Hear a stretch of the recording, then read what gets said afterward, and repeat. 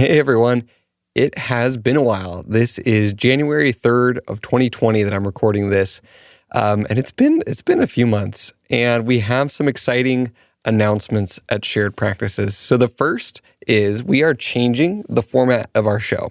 So Shared Practices traditionally has been a once a week podcast. We are moving to 3 episodes per week, and we're going to have a different type of episode on each day. So Mondays are going to be my day. On Monday, we're doing the seasons format that we've always done. So deep dives on a single topic. And you heard in the little intro there what we're going to talk about in season 5, which I'm so excited about. Leadership, culture, and change are 3 things that everyone needs to work on. I need to work on it. You need to work on it. We need to get better. And we're going to do that together in this season. Wednesdays are going to be a segment called The Pursuit of Ownership. And essentially, this is the solution to a big problem that we had. We realized people love our show because they want to be practice owners. And so we dedicated these early seasons to finding a practice, starting a practice. But that old content, we don't want it to get stale. We don't want it to get to the point where people are like, yeah, those early seasons are great, but that was 3 years ago or 5 years ago. Do I trust that info? Is that still relevant? So we want to still be able to serve our core audience of pre-owners, but also then graduate and grow with those who are now in ownership. So George and Matt and I, we all have practices. We've done acquisitions. We're now worried more about the ownership topics. So Fridays are still going to be our practice underwater episodes. So that's been an amazing segment. I've been so delighted with how that's turned out and our ability to dive deep on people's vision and their metrics. And George and Matt will continue to do that. So Mondays and Fridays are aimed more at current owners, and Wednesdays are aimed at future owners. So that balance of 2/3 owner content versus 1/3 pre-owner content is how we're going to keep things fresh for those who don't have a practice yet, but still serve those who are learning and growing along with us. One more thing on the Wednesday episodes, we're going to be introducing some new co-hosts. You're going to hear this Wednesday. We've had 3 interns at Shared Practices who have been behind the scenes, mainly helping George, because George is just such a phenomenal delegator and always has plenty for them to do. So you're going to get to meet them. We've got soon-to-be doctors Tyler Tolbert, Dr. Aaron Fritsch, and Dr. Clay Schwinke. So really excited for you to meet them. Amazing guys, just solid rock stars, and it's going to be a whole lot of fun. So I might also occasionally jump in on those Wednesday episodes, but we're trying to keep the angst high. Like, we need people who aren't practice owners yet to be podcasting about the journey to practice ownership. That angst is essential. I feel like that's what I brought to the table in seasons 1, 2, and 3 was like, I wanted to know these things for myself, and I didn't have this air of authority of like, oh, well, I've done this and this is the one way to do it. And so we're worried that George and Matt and I will develop, like this is how we did it, so this is how you should do it. So keeping it fresh via their perspectives is something we're really excited for. So next up, real quick, just an update on my life. So, and I won't make this too long. So for those of you who may or may not know, right now I am doing medical recruiting for the Army full-time here in Indianapolis, Indiana, where I'm from, where my wife's from. We just bought a house. This is long-term where we're planting our roots. So some of you may be thinking, what does that mean? So I'm the officer in charge of our recruiting station. We're recruiting dentists, nurses, physicians, anyone in the medical field. And that's my day-to-day. And it's been a whole lot of fun. I've enjoyed it way more than I thought I would.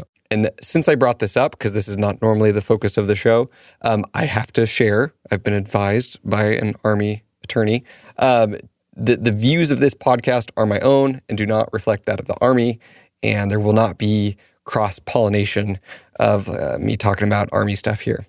And then this year in May, I was able to close on a group of 3 practices with some amazing partners here in Indiana.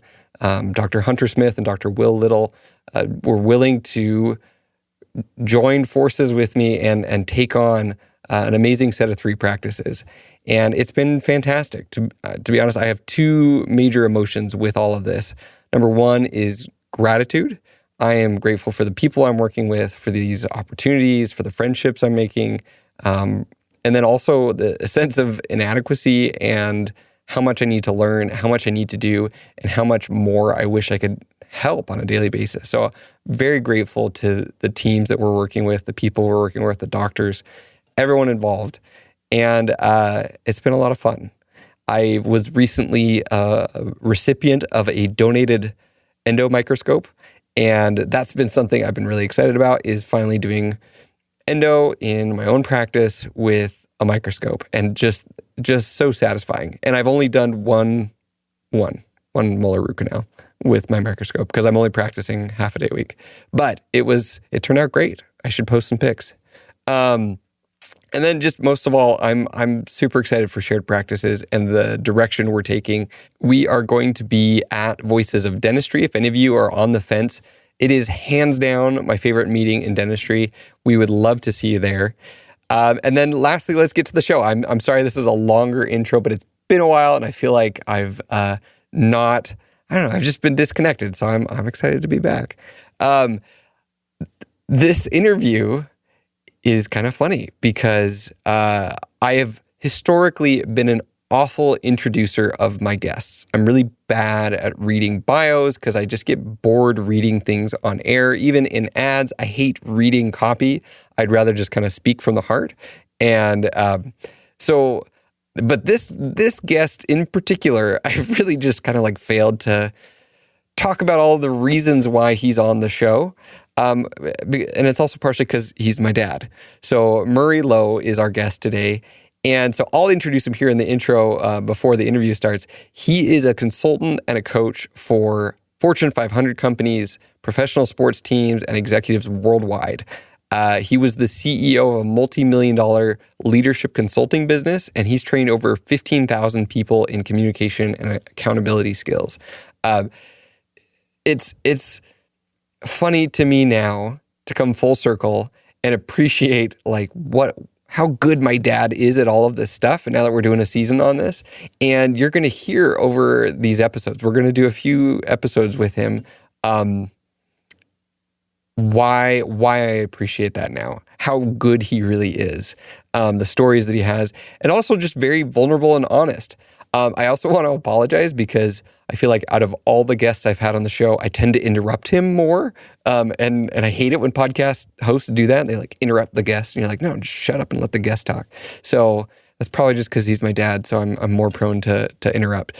But I think you're going to enjoy this. This is a phenomenal kickoff. He shares some very real stories of failed leadership and of growth and the journey to deal with this. So before I start rambling anymore, let's go into the show. Welcome to the show. This is a kind of a unique experience here. I have with me Murray Lowe, my dad. Welcome to the show, Dad. Good to be on your show. I've heard it before, and now I'm actually on it. It's kind of weird because, I don't know, like I feel like you know way more about all of leadership and all of this stuff, but I guess that's my whole show is a series of me not knowing stuff and interviewing people who actually know what they're talking about. So this fits in. But usually in the past, you would talk to me about like leadership stuff or, books you were reading when I was a teenager, and I'd just like roll my eyes and just be like, come on, Dad. Like, I think in particular, can I share a specific example? Oh yeah, absolutely. I remember it was like you were practicing like active listening. So it would be like, I'd say something and then you'd say it back to me kind of and rephrase it and then say, is that what you're trying to say? And I'd be like, yeah, that's what I just said, Dad. So like the active listening, I was like not impressed by the active listening leadership skill, which is a good skill. When done properly, and I didn't do it right, and I know exactly why it failed. It failed because I was doing it as a technique and not, and I was doing it because really it was the only thing that popped into my head at the time. And I even actually use this story I do training I train people on listening and communication. And I say, here's how not to do active listening. It's called parroting, and you parrot it back. And I was parroting back, but I really didn't understand why I was doing it, and I wasn't doing it correctly. So there were two problems. Number one, I didn't have the purpose straight, and number two, I was doing it incorrectly. So you nailed me on it, even before you knew anything about listening or leadership, and that was good. I stopped doing it in that way. Yeah, I stopped doing it in that way because I realized it didn't work. Well, so parenting is a good test kitchen, number one, and then number two. I think you just highlighted a point, and we're going to get to your background and your story here in a minute, but a point that I kind of want to drive in this season, which is there's a lot of skills around leadership, around communication, around decision-making, and they have to be, you can learn these skills, but they can also backfire if they're not done with correct intent, and if it's too obvious. I don't know, there's like a subtlety to it. And it's hard. Yeah, actually, as I was thinking about this, what I was going to say is leadership is a very, very subtle skill. And it's subtle very much in the way communication is a subtle skill. It's subtle because every situation is different, every person is different, and every person you're interacting with is different. And your intent is more important than your skill. If your intent is to manipulate other people and get them to do what you want, that's not going to work. But if your intent is to try and do things that work for everybody and try and be a good leader, you may not have the best skills. But the intent comes across. The intent comes across, and in fact, where we'll start will be with failures, because I think I suffer PTSD from failed leadership experiences when I was when I was in my early 20s. Okay, well, this will be good. So let's go back to then. Why are you into leadership, consulting, coaching, training? What's the journey? Because I know originally this was not what you went to school for. It wasn't, but I was always interested in leadership. When I was a teenager, my heroes were leaders. Like who? There were leaders of countries, I would study biographies and people like that. So what you're saying is you were a massive nerd, but not in the same way I was. I was a total massive nerd, and I love leadership. And I had many, many leadership opportunities as a teenager. And the biggest leadership opportunities came when I was 19 and 20. I was serving a mission for our church, and I got to supervise 30 other people. And when you supervise 30 other people, you're in charge of what they're doing and why they're doing it, and are they doing the right thing? You've got a strategy from the organization you're trying to implement. You're in charge of their physical, emotional, mental, spiritual health. And I had 30 people who were underneath me for over 14 months. And I thought I was a pretty darn good leader because I'd had so much experience at it. And in fact, I remember I was in southern Italy in a place called Taranto. Just to clarify for our listeners, so when you serve a mission, for our church, you don't get to choose where you get to go. So you kind of both won the lottery, and also at the same time, Italy is both an amazing place to go, but also a very hard mission to go and proselytize and teach other people about this American religion that they may not have heard about before. Oh, for sure. And I wanted to go to Europe because I had two other brothers who went to Europe, and I did win the lottery because actually southern Italy was certainly better than, say, Norway. But yeah, for sure. Taranto was great. So I'd been out over a year in Italy. And the other thing that people need to realize too is that you're talking about a leadership opportunity where they put 19, 20-year-old missionaries in charge of other 19, 20-year-old missionaries. And so you have a wide range of people who are there for the right reasons, and people who are struggling, and people who are homesick, and people who are motivated, and people who get themselves in trouble. There's a whole lot of rules as a missionary. And so there's a lot of crises and personality conflicts and struggle and everything that comes up. And not only that, all of that is in play. And not only that, you're trying to help people change their lives. So I've been passionate about leadership and change my entire life, and you're trying to help people change their lives, and that in and of itself is a challenge and a difficulty as well. So I'd been out probably in Italy for over a year, and I'd been in leadership positions for over a year. I was in leadership position my entire time. I was in charge of other people, except for my very first month when I was in Italy. I was in charge of people the entire time there. And we had a conference. We had I was in charge of what was called the Taranto zone, which included the city of Taranto and Lecce and Brindisi. There were 3 cities. There were about 30 missionaries. And we have a big conference every other month. And we took a big photo. We get a big photo shoot. And I get back the photo, and I notice that there's some missionaries who are holding up 3 fingers kind of on their lapel on their shoulder. And I'm confused by that. So I turned to, we work in pairs. So I turned to my companion. I said, "What's that?" He said, "Well, I think that means Taranto 3, which we're in districts. Now, we only had a District 1 and a District 2. I said, "What is Taranto 3? He said, "Oh, those are the elders who are the missionaries who are actively in rebellion against your leadership." I'm sorry, I shouldn't be laughing at you. No. And it was like, I mean, I felt like... Was this the first moment where you realized that, like, things aren't going well? Or did you have... This was like a culmination of a series of, like, headbuttings, frustrations, or was this really kind of a what is going on? I didn't even realize. Well, there were weak signals that I think I ignored. People tried to tell me things, and I was pretty self-assured and thought I was right about everything. So, yeah, I mean, this was a gut punch. I felt like I was blindsided and been thrown under the bus. But you know, when I saw this, I thought, what kind of a leader am I? You know, I thought about, you know, if we were in a military campaign and we had to take a hill, and I said to myself, if I said, okay, charge, and if I ran out, how many of the 30 people behind me would follow me? Right. And would anyone follow me at all?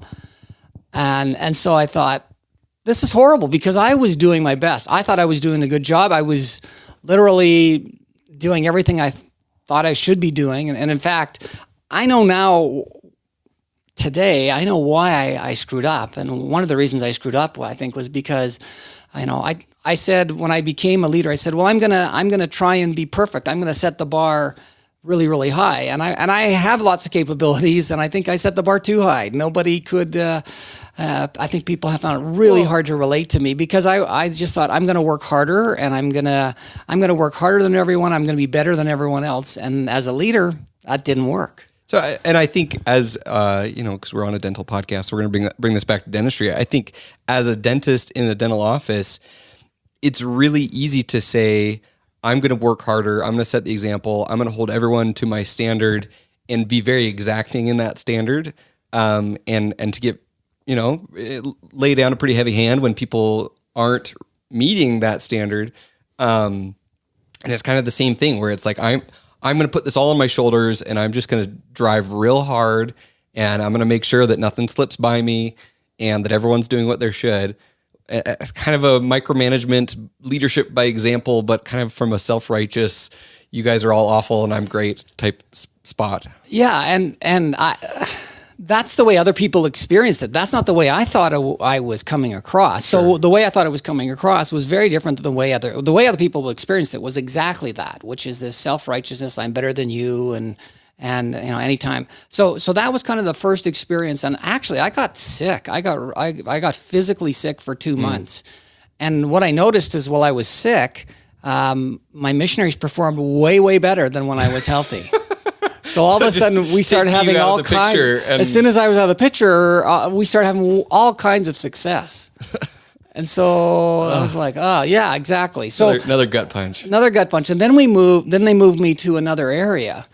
And I was still in the same position where I was in charge of 30 more missionaries, different ones. I was in Bari, which is a city a couple hundred miles north, and still in southern Italy. On the Adriatic coast. And it was interesting because we lived in groups of 6 missionaries. So we would live in apartments, and we would get an apartment that had 3 bedrooms, and we would all eat together and do things together. So it was interesting because in Italy, everything closes down between 1 and 3:30 in the afternoon. They kind of take a little bit of a siesta. So we would go home and eat. We would have a really big lunch, I guess we would call it, or dinner, depending on how you want to call it. And then we would go back out at 3:30. And I remember one day we were heading out of our apartment, going into the elevator. We're on the 8th floor in this really, not too bad apartment in Body. And one of the missionaries, I looked over at him, and his tie was like way off to the side. It wasn't pulled up, and it looked a little bit sloppy. And because there's a dress code. There's a dress code, and we want to look, professional and look like we have something to say. And so, and in fact, I had been this guy's leader 18 months before when we first were missionaries. Before we'd even gotten to Italy, I'd been his leader for 2 months, and so I knew him fairly well. And I kind of turned to him. I said, Elder Carson, and that's not his real name. I don't use real names. I said, Elder Carson, you might want to straighten your tie before we go out. And he looked at me. He said, "Why are you always picking on me? You're always ragging on me and telling me things that I shouldn't be doing." And he stormed back into the apartment. And he's not going to go. You were companions now. Previously, you had been his leader, and now you're having to kind of work together on a every minute of every day basis. Well, no, we weren't companions, but we stayed in exchanges. We were in the same apartment, and so we were all living together. And he stormed back in, and again, we work in pairs. And so my companion said, "Okay, you guys go out." So he literally refused to go out and work. So this is rebellion number 2, right? Although this one was this was in my face. And I remember coming back for dinner, coming back later that day and talking to my companion and said, "So what do we do?" He said, "Oh, well, I'll go in and talk to this guy and we'll see what happens." So they went in our bedroom / office. Right. And they were in there for 45 minutes, and they walk out like literally arm in arm, like they're best buds. And I thought, what did he, and I know what he read in the Riot Act. I mean, he probably tore a strip up one side and down the other, but did it in a very different way. And I thought, there's got to be a better way to do this. And so again, for me, for all three of these experiences, the results, the district and rebellion, and the elder who got mad at me, I realized I was a horrible leader, and literally. A little bit of PTSD. I mean, it really was kind of like, yikes, I'm not going to do any of those things again. Right. But I didn't know what to do. And so, and in fact, I really wasn't all that interested in leadership per se. Because when I went to school, I studied accounting and went to go work for Arthur Andersen. And my first client was Enron, and the different story for a different time. But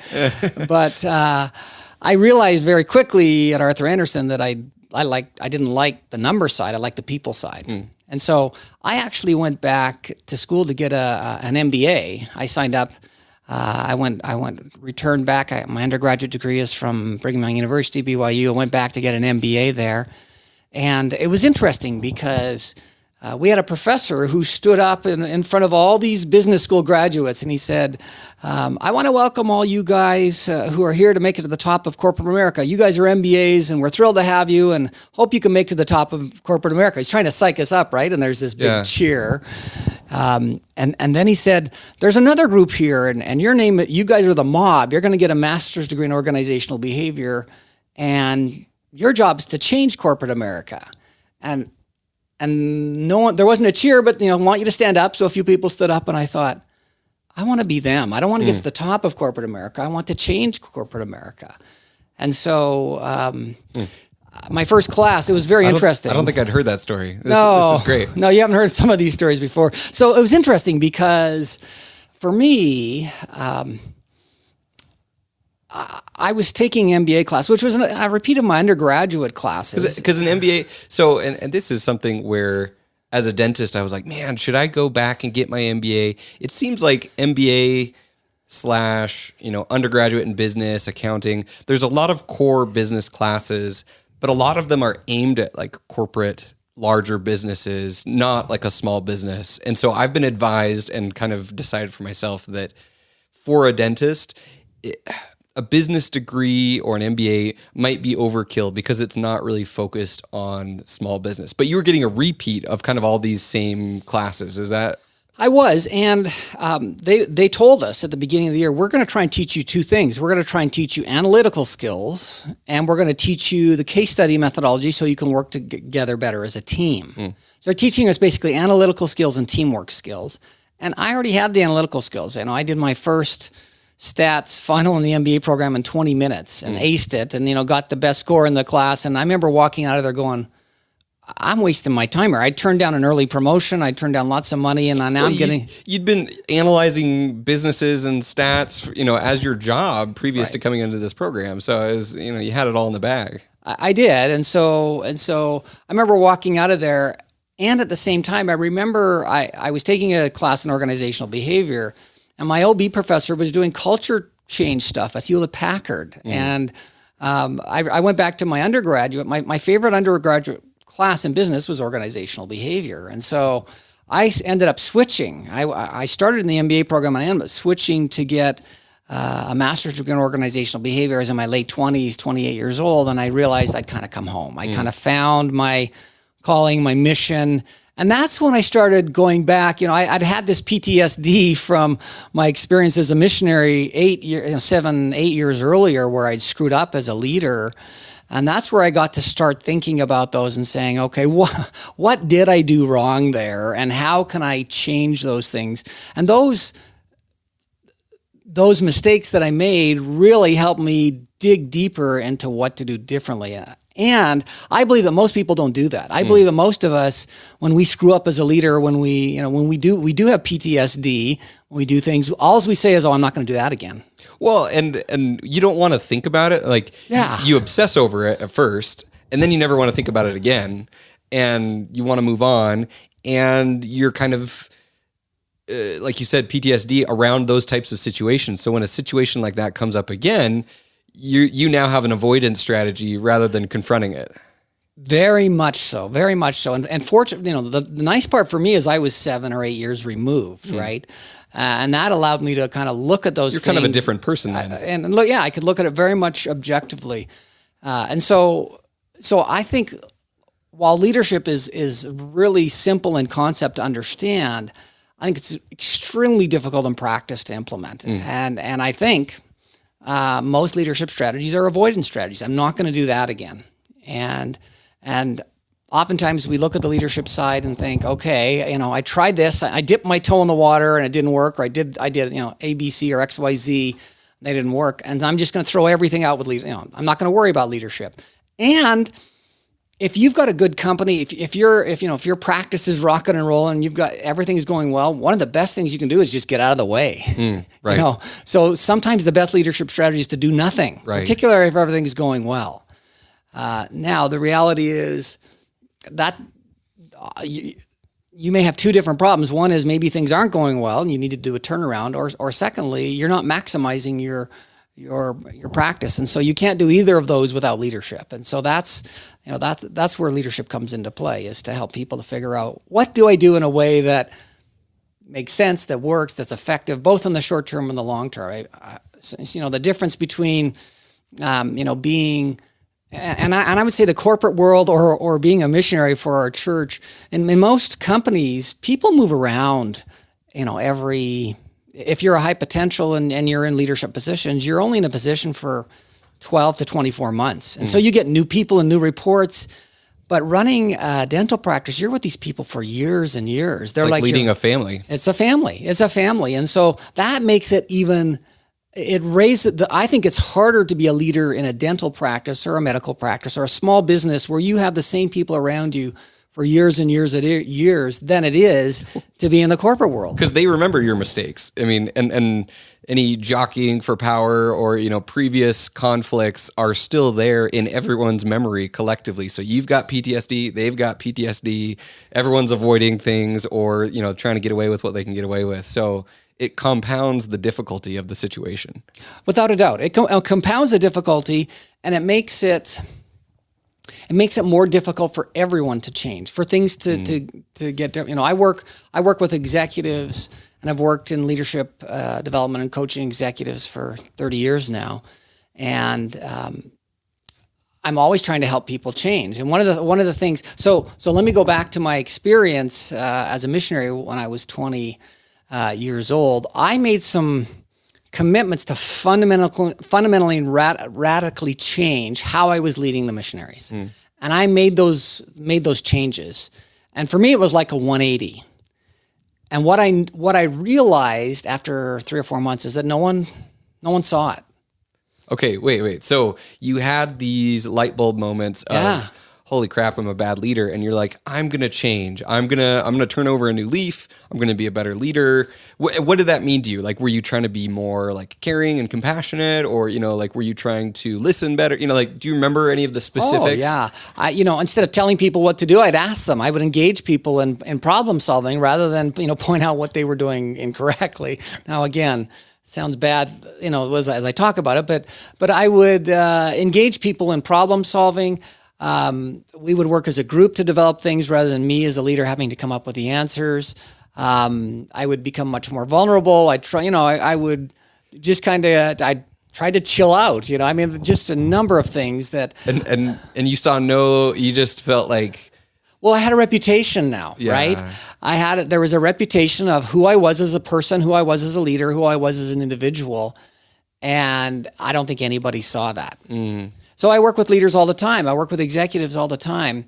And one of the things that they have that same problem. And so I always tell people, when you're trying new things, tell people you're trying new things. I was going to say, so if you've got a dentist who's screwed up or hasn't been a great leader or just isn't reaching their potential or has, these experiences in their past with their team, doing change or transformation like this together, or at least kind of letting them know like, hey, I'm working on these things. This is what I'm trying to do. It sounds like if you don't do that, people might not notice that you're a better leader. Might not. Well, they don't. And so again, I'll tell you another story. And so I have a master's degree in organizational behavior. I love leadership. I love change. I love everything there is about this field. And I used to give all of the leadership and change books to your mother, Nadine, my wife. And she came to me in the year 2009, 12 years after I've been doing this. She says, don't give me any more books. I don't want any more of your leadership books. I don't want any more of your books. Now, why do you think she would say this? Because it's like saying you need this. Yes. And in reality, you probably just needed to live it more rather than give it to mom. Correct. And so I train people. I've trained 15,000 people in communication skills. And so what I tell people is, don't go home and say, I just went to this great course and read this book. Which is what everyone does. Right. Because, so can we talk about that? You said 15,000 people on communication. Can we talk about Crucial Conversations a little bit here? Absolutely. So there is this book and training program and system and this company called Vital Smarts that developed Crucial Conversations. And everyone that I ever have shared this with, like the gut reaction when you read this is like, oh, I know who really needs this. Like everyone thinks of someone else who really sucks at communication, not about themselves. Right. And so I always tell people, go home to your spouse and say, or your significant other, whoever you're trying to get excited about this, say, I went to this communication class and I realized I really suck at communications. Will you help me get better? And so what happened? So I was working for Eli Lilly. I was working as a manager and had a wonderful job with stock options and bright future and wonderful 6-figure income. And I decided to quit that job and start a training company.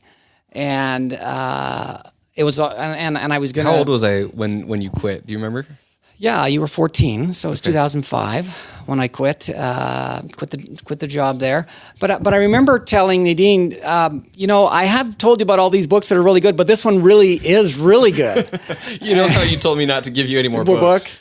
And this is one last book. And she refused to read it. For how long? For years. I said, our family living is going to depend on this book. You probably ought to just check into this. But here's here's one thing I did. There you go, Mom. What I did is I said, I realize I'm not as good at communication as I should. Why don't we listen to these CDs together? Let's do this together. And then you can help me. You can tell me how bad I am. And so she's like, okay, I could do that. I can do that. And so what we do is we created a mutual purpose.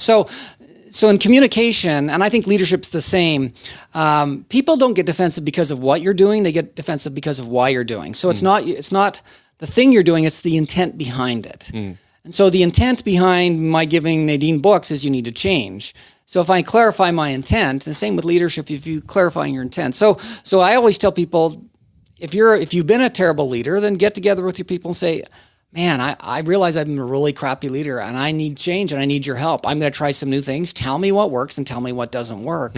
You can. It's like a reset button. You have a reset button on a video game. You can have a reset button on relationships. You can have a reset button on things, and people will honor that if you genuinely try to do the reset. But they don't know they don't know you're pushing the reset button unless you tell them you're pushing the reset button. I think this is a huge problem in dentistry when a dentist goes to a conference and goes to a course and it's amazing. They have so much good material, or maybe they listen to a podcast and they're like, oh my goodness, I'm going to be better. Here's like the recipe. We're just going to do this. And they come back to the office and like everything's the same. Nothing has changed. And it's all on them to try and communicate the same things that they learned and felt and saw and how it all works together. And first off, the people who, lead these courses are phenomenal educators and communicators. And so it's taken them years to build this style of communicating all of this information. And to think as just a dentist going to a course that you're going to be able to take that same material and present it back to your team and have them respond the same way that you responded is kind of crazy. So it's the same thing. You can bring your team to these events, you can bring your team to these courses, but you can also bring your team on a transformational journey and on the opportunity to change. I think that's really cool, the way that you said that you can hit reset on a relationship, on your leadership, on how the culture of your office and your practice is.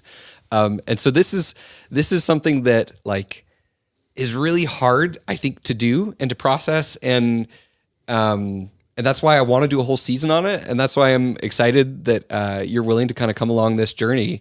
Because until you do it and screw it up and do it again and help others and coach others, this is an unknown territory for most people.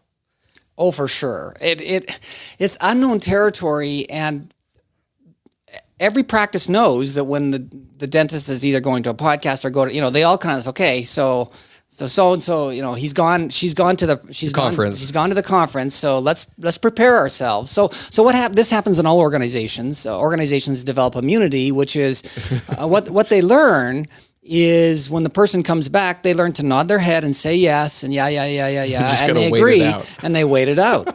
And it's very, very, very, very common for that to. I mean, it's a learned behavior. It's a learned behavior on both sides, right? And so it is. This is a leadership challenge, which is how do I get people to buy into getting better without it feeling like.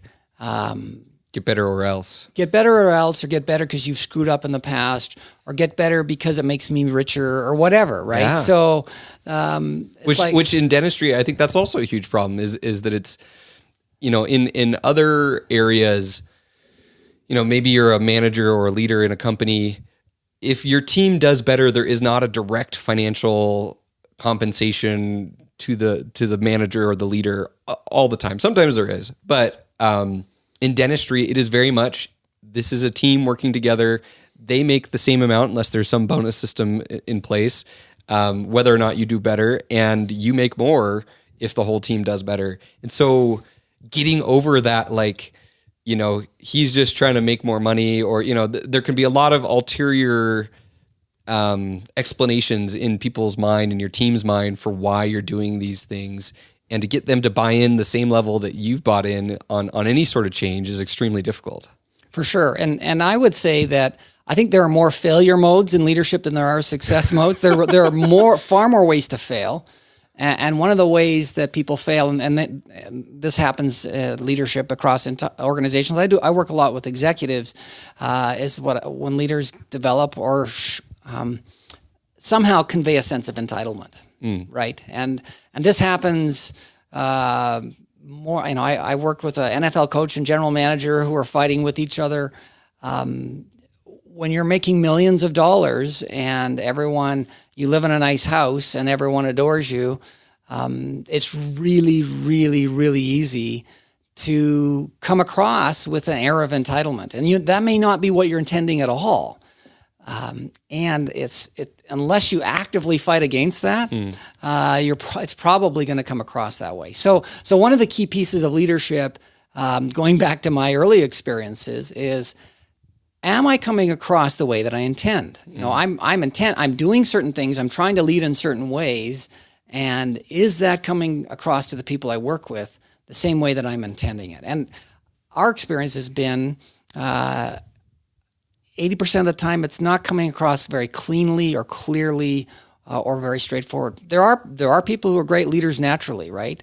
And who it'll come across. But for most of us, we need information that helps us to do that, and we can gather that ourselves, or there are lots of ways to determine that. One of the ways to figure out whether you're a good leader or not is to look back and say, okay, the last 5 things I've tried to implement and change. What are the results? What are the results? And take a look 6 months later. Don't take a look 2 months later. Take a look 6 months or a year later, and say, number one, what are the results? And number 2, are the people in my practice happier? If I'm getting better results and the people in my practice are happier, then I've probably got some pretty good leadership. But if either one or both of those is, if I don't know whether you got the results, but the cost was that everyone is so frustrated and kind of hates, there was a lot of conflict to get there. Sure. You're saying that's an indicator that even though you got the results, maybe it wasn't worth it. Yeah. And so leadership is, like I said, there are lots of ways to fail. And we go into avoidance mode because no one likes to fail over and over again. And if things don't work, we say, okay, I'm not going to do that again, but we don't always know what to do. So I think we need to talk about both what we should do and what we shouldn't do and be as clear as possible about that. The challenge with going to a conference or listening to a podcast is an expert is going to talk about what happens across hundreds of dental practices, and that's kind of the average experience they've had. What they don't know is your specific situation, your specific office, your demographics, your patients, your employees. And so while their advice works generally across the average dentistry, no practice is average. And so being able to be wise about what will work and what doesn't work and how my practice is different and how my people are different, and that takes so there is a piece of leadership around. So there's lots of pieces around leadership. So in my mind, a leadership is about, you need to be a motivator because you got to people do that right. You got to be a strategist and understanding what works and what doesn't work, and then you got to be an achiever. You got to be able to make things happen and get things done, and then I wrap around that character. You've got to do that in a way where people they see you doing it. It's, yes, I'm doing this because our practice leader and our dentists here, they walk the talk. They care about people. They care about patients. They care about being the best possible dentist in the best possible way. And they know that. There's no doubt in their mind or heart that they're valued that everyone's valued as individuals, whether it be patients or employees. And that's not easy because we only have so much time in a day, and it takes time. Well, this is exciting. I think that framework that you just laid out has some really specifics that we could almost do an entire episode on any one of those things. And then on top of that, I'm really quick to pump people for failures. I don't know why. And a lot of people are really uncomfortable. I've had a lot of dental consultants on the show where I've said, okay, what does it look like done poorly? Give me an example of a practice or a leader or a dentist who really was struggling with this. And people are hesitant to share that, but I think that's really valuable because when someone's listening and they hear an example of failure, maybe they've had some part of that and they can identify, and then they can self-diagnose and move forward and get better. But until you know what wrong looks like, it's harder to then also figure out, okay, don't do that, and here's what we should do, and let's try this again. And maybe you'll fail a different way this time, but each time you're going to learn and get better. So I'm also excited if you've got some leadership failures, not only from yourself, which thank you for sharing some of those today, which I'd forgotten about most of those, but also of other leaders that have struggled and other, people that you've coached and seen do this poorly. If you're willing to share, I think those would be. Oh, absolutely. I have more leadership failure stories. A lot of my own. I own my own company, so I had my own training company, and we were training. We went from being one of this, a startup company, one of the largest companies where I lived up in Calgary, Canada. We were training over 5,000 people a year. We're a multi-million-dollar business. And so, the fun part for me about being a leader and exercising leadership is I've had opportunities to lead a business. I've also had opportunities in my church to be a leader. I was a head of a congregation when we lived in Indianapolis. I had 400 people. And so I studied leadership for 10 years, 11 years, and all of a sudden, 12 years, all of a sudden I got put in a position to now practice everything that I've been preaching literally in the corporate world for 12 years. And the interesting part about that is I was told that we had a leadership crisis in our congregation, that our congregation was cold and uncaring. So I was given some direction above around, things that needed to be changed. And I got to apply all those first at a not-for-profit level, and then when I had my own company, my own business, I got to apply that and run an organization. So there was me, and I had a full-time salespeople, and I had 3 or 4 trainers, and I had a couple of, I had an accountant, and I had a coordinator logistics person. So we ended up. It wasn't like including mom, including Nadine, who was the president of the company. That's right. She was which I think a lot of dentists would find that interesting, because a lot of husband and wife teams, whether it's the wife is the dentist and the husband helps with the business, or the other way around, that happens, and that is its own leadership struggle and dynamic in and of itself. Oh boy, I can tell you. We'll have to bring mom in here and get a third mic if we're going to tell these stories. She has more PTS. So I've started another company, and the first thing she said is, "I'm not going to have anything to do with your company. I don't want to do this anymore." And I have lots of friends, dentists and doctors and relatives who have done that, who literally they bring their spouse into the company so they can pay them a good salary and split their income, and also a lot of US ways taxation. Well, a lot of no, hopefully not. But a lot of it is to protect your assets, right? Because a lot of the functions that I've seen a spouse employs, kind of the cash function, monitoring what goes in the bank. Yeah, monitoring those types of things, and there are lots of good reasons to do that. But yes, so. So I had to run an organization, and it's really easy to tell other people what to do in leadership, and I ran into some problems that I didn't do very good at, in my own company, even though we were. Despite having trained and taught and helped others with this for years, when rubber hits the road, every single experience is its own test kitchen of how's this going to go with this person in this circumstance. And that's the challenge with leading a dental practice, right? Is that every situation is different and unique. And yes, there are some general rules. And I would love to, and we can talk about failure modes.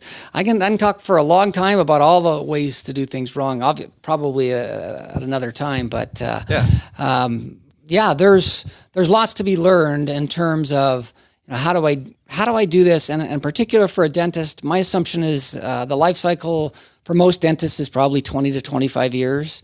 They own a practice, sure. And maybe that's a little long, but still, anytime you have a business that you're working for over 10 years, that's family, right? And you're in a family dynamic, and so you've got to create some healthy dynamics, or you hit the reset button. And a lot of people hit the reset button in the corporate world by just turning over people. I'll get new people, right? And so.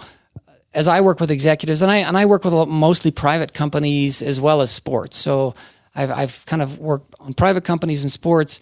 I always tell them, if there are problems in their company, you're the problem, right? So you're the leadership.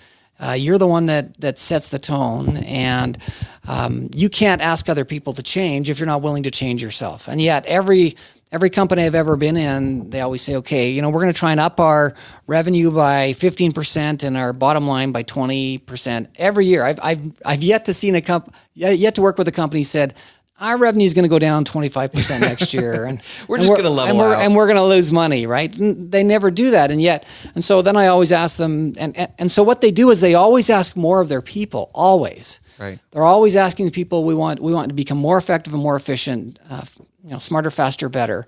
And my question is, so are you becoming smarter, faster, better? And if the leader isn't doing that, then that request to the people around them, it's just, the request sounds like, work harder so I can make more money. Right. And that don't work. That dog don't hunt. Right. And yet that's, so if you really want to improve your business, you've got to make this decision to say, am I willing to start with me? And if I'm willing to start with me, and I've seen many, many, many, many examples of where organizations have literally done a 180 and doubled and tripled and quadrupled their growth, but it hasn't come easy.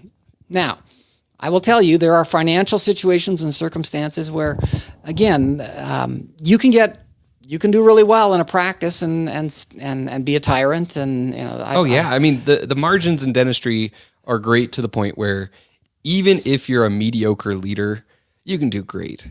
And so it's the opposite of, if you want to go to the next level, you have to be a great leader because this is such a small, intimate family. But even if someone is not a great leader, dentistry will still work out for them. Yeah. It'll just be a lot more painful and a lot of missed opportunity. But I loved where you ended this with, are you willing to become smarter, better, faster? And what have you done this year? If you're looking for a 20% growth of your company, have you personally had a 20% growth? And what are you doing to change and improve? And that's what this season is going to be. So this has been fun. I'm looking forward to more of these. We're here for a few more days. I think we'll sneak in a few more episodes, and then we'll do some more via Skype later. But I think you've got a lot to share with our season. Thanks for being willing to take a dive with me on the podcast, Ad. Oh, this is great. Love to do it. And I still, the thing for me is in the last 30 years, I haven't worked. I don't work because I focus on things I love. I love leadership. I love change. And so I'm just happy and at this point in my career, I'm just happy to share with as many people what I've learned, with the caveat to say, this is a difficult thing. This is, it's easy to challenge people, say, are you ready? Are you willing to get stronger, faster, better?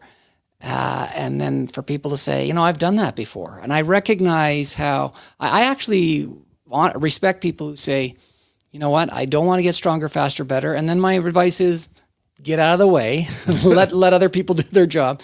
But for those who want to do it, then let's do it. And we're going to be real about this. Yeah. We're not going to be Pollyanna, motherhood and apple pie. Here's what you should do. We'll talk about the failure modes and which is what I'm afraid of in this season. Like my fear on this season is that I want to talk about leadership, change, culture, and there's so much generalities that are thrown out there of like, be a better leader, and just kind of these principles without application. Right. And that's my fear, is that we're going to lose people because, if we can't get enough quality guests who are willing to get into the nitty gritty and share examples, share stories, share specifics, share skills, that we could lose people because, there's a lot of other podcasts for people to listen to. But if we can talk about some of the things that you've brought up, I think it's going to be worth it to stick around. So cool. I look forward to doing it. I think we'll have a fun season. Awesome. Well, thank you so much. We'll talk with you next week on the Shared Practices podcast. So as soon as we recorded this episode, I guess we recorded a few more, came home from our family trip. It was in October. We went out to Utah, and we land, and I'm looking on my phone, and people have shared this father-son podcasting microphone. It was an SNL skit. And I'm like, are you kidding me? An amazing SNL skit. And I've literally just recorded 3 episodes with my dad, and it just can't get any better. So if you haven't seen that SNL skit, hopefully you can appreciate our episode and the irony of it all a little bit more. But check it out, SNL skit on father-son podcasting microphone. Some quotes from this episode that I absolutely loved, and some thoughts. And you've already heard it all, but some things that stood out to me. Number one, you probably aren't as good of a leader as you think you are. That's my biggest takeaway from this, because it's so much easier to see other people's flaws in their leadership and where other people go wrong. But when the rubber hits the road and you have to lead your team or deal with conflict or deal with an issue, it's different every time. And even if you've been a good leader in the past, there are going to be new challenges, and you're going to have to expand your skills to meet those challenges. And you're going to have to do postmortems and figure out what went wrong and how can I do that better next time.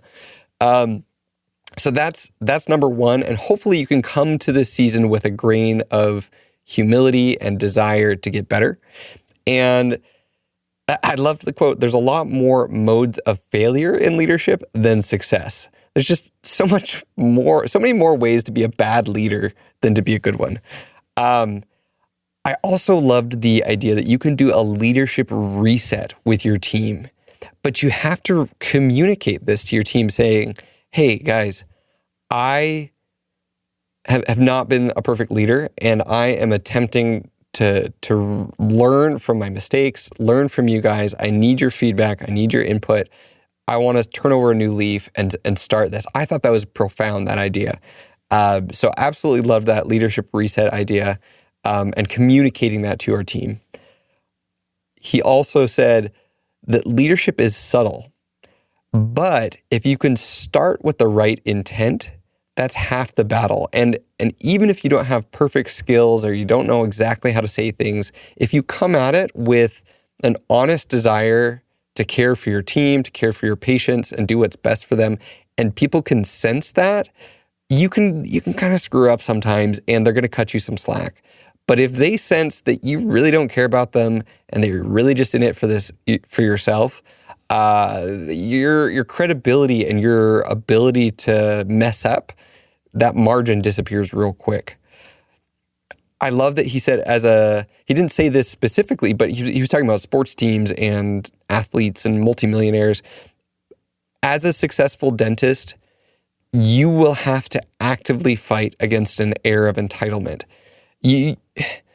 Once you are making money and living in a house and driving cars and hanging out with other dentists and other physicians and people who are making similar money, that becomes your new normal, and you could very quickly forget the financial situations, the life situations that your team members are in, that an assistant or a hygienist or a front desk team member would be in.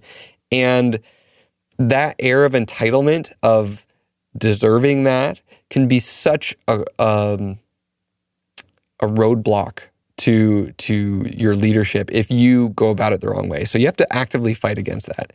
And then this idea of, how am I coming across? Am I coming across as I intend? I'm trying to do all of these things and lead in this way, but are they receiving it that way? And it's hard to know that. And sometimes you have to stop and ask. And we're going to talk about the skills to have these difficult conversations in future interviews. And then this last little metric, the last 5 things that I've tried to implement and change, what were the results 6 months later? And are the people in my practice happier? If you didn't come into it with humility, maybe that one right there is going to humble you a little bit. If you think about, what are the last 5 things I've tried to change? Maybe they all went off without a hitch and your team loves you because of them. All of them were perfect decisions.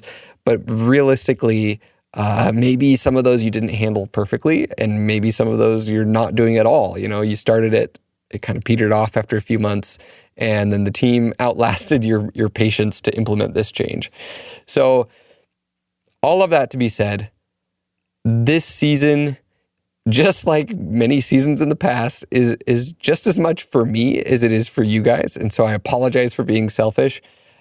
But I think these things, this skill of being a good leader, establishing a purposeful culture, and deciding what to change and how to go about it are some of the hardest things in practice ownership, and are the differentiators between people who are solid B plus financially successful dentists and those who are extremely successful.